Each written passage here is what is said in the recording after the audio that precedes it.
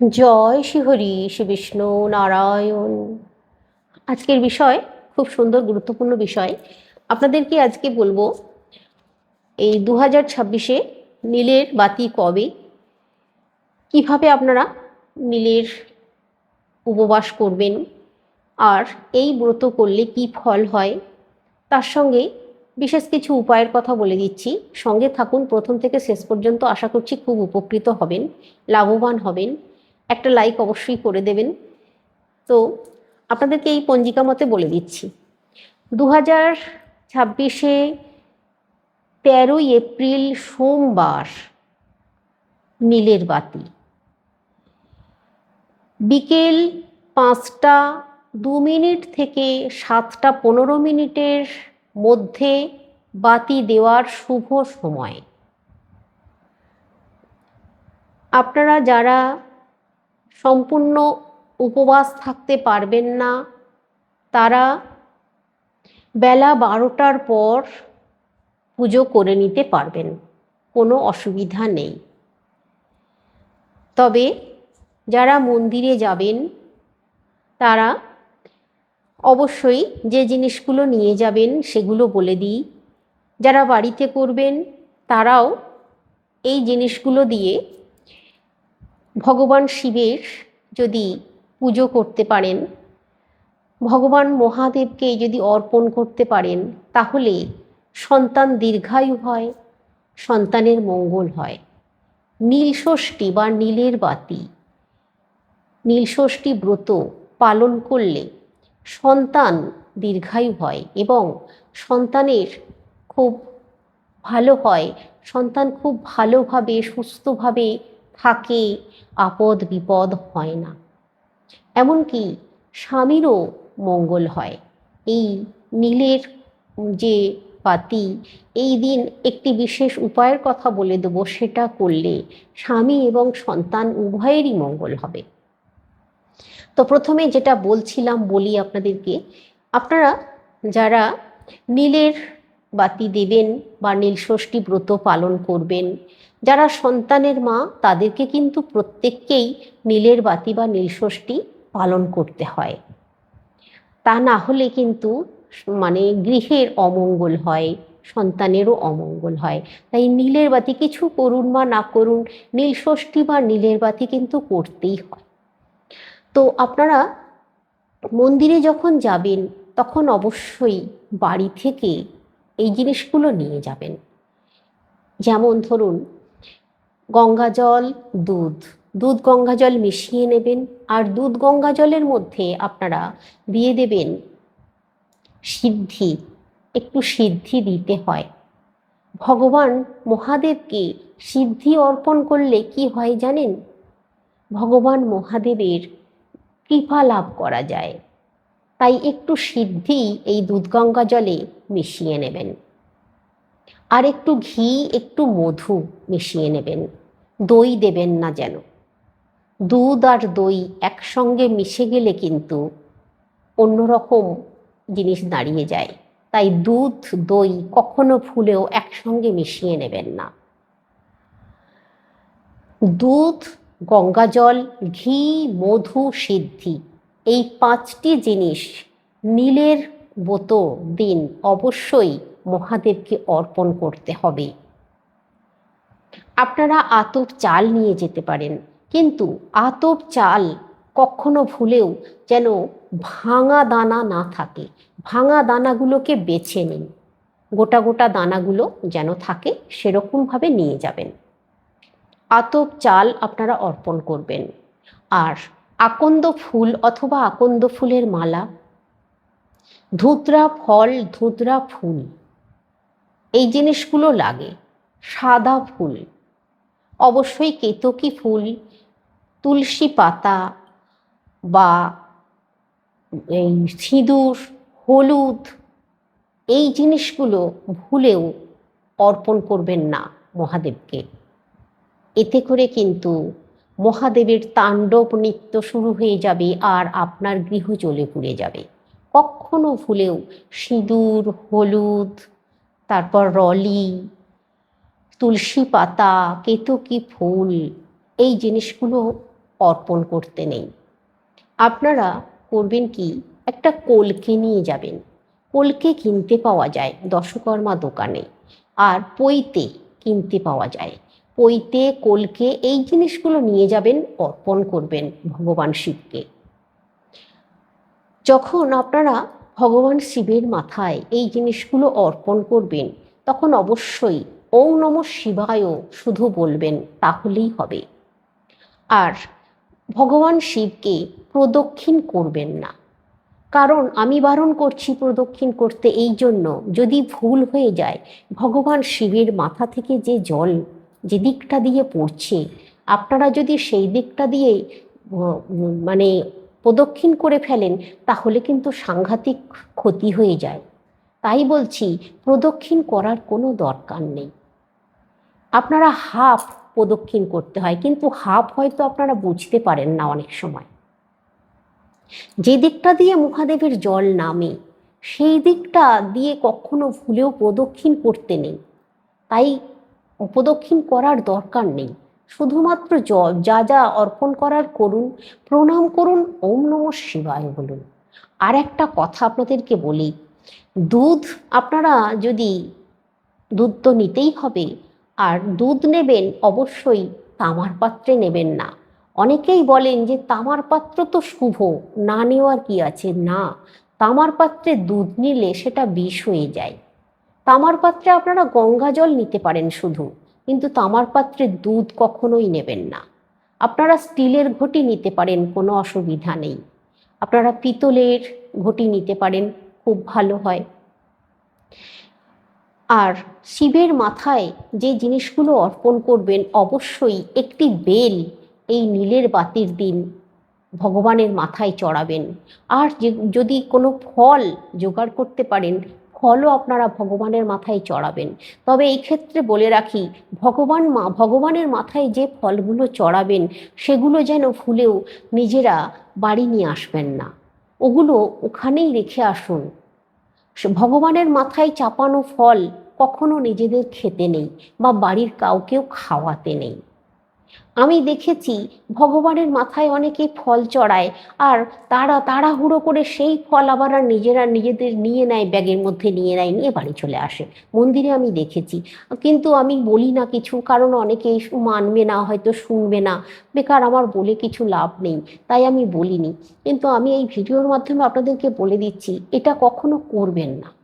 এটা করলে কিন্তু সাংঘাতিক ক্ষতিগ্রস্ত হয় পরিবার। ভগবানকে নিবেদন করা ফল শুধুমাত্র মানে ভগবানেরই ওটা অধিকার, ওটা নিতে নেই আর। তো আপনারা অবশ্যই মন্দিরে যদি যান, তাহলে ওখানে যদি নন্দী মহারাজ থাকেন, তাহলে নন্দী মহারাজকেও কিন্তু দুধ গঙ্গা জল অর্পণ করবেন। আর যা যা ফুল নিয়ে গেছেন, সমস্ত ফুলও অর্পণ করবেন। অবশ্যই কিন্তু মন্দিরে যখন যাবেন, তখন অবশ্যই ঘন্টা বাজাবেন, তারপর মন্দিরে যাবেন। মন্দিরে গিয়ে 3বার ঘন্টা নাড়িয়ে দেবেন। নাড়িয়ে দেওয়ার পর ওখানে যে নন্দী মহারাজ আছেন, নন্দী মহারাজের কানে কানে বলবেন, আমি মহাদেবের কাছে যাব। দেখবেন তাতে করে ভগবান মহাদেবের কৃপা লাভ করবেন। তো এবার আপনাদেরকে বলি, এই নীলের বাতি বা নীল ষষ্ঠী আগের দিন অবশ্যই নিরামিষ খাবেন। পরের দিন বেলা 12টা পর্যন্ত উপোস থেকে তারপর 12টার পর যা যা করার করবেন। আর যাদের পক্ষে সম্ভব হবে নির্জলা থেকে করা, তারা সন্ধ্যার সময় করতে পারেন।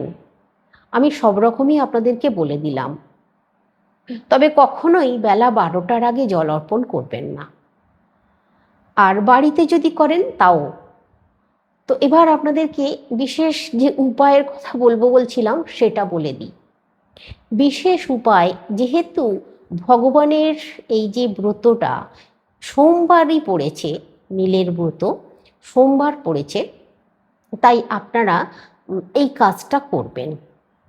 এই কাজটা করবেন কি, আপনারা আপনাদের বাড়িতে, আর হ্যাঁ, এখানে আমার বলা হয়নি, অবশ্যই বেলপাতা, 3টি বেলপাতা ভগবানকে চাপাবেন। 3টি বেলপাতা, পরিষ্কার 3টি বেলপাতা অবশ্যই নিয়ে যাবেন, বাড়িতেই করুন বা মন্দিরেই যান। তো আপনাদেরকে একটি বিশেষ যে উপায়ের কথা বলছিলাম সেটা বলি। আপনারা এই দিন পরিষ্কার দেখে বেলপাতা নেবেন, আর ওই বেলপাতার 3টে যে পাতা আছে, ওই 3টে পাতায় আপনারা আপনাদের মনের ইচ্ছাটা চন্দন দিয়ে লিখবেন, সাদা চন্দন দিয়ে। আপনাদের মনের যে ইচ্ছা, একটা যে কোনো একটি ইচ্ছা, আপনার সন্তান ভালো থাকবে, আপনার পরিবার সুখে থাকবে, আপনাদের পরিবারে রোগনাড়া হবে না, এরকম ধরনের একটা যে কোনো কথা যেটা আপনার সবথেকে বেশি প্রয়োজন, সেইটা আপনি লিখবেন ওই বেলপাতার উপরে, 3টে পাতার উপরে। 3টে পাতার উপরে লিখে দিন।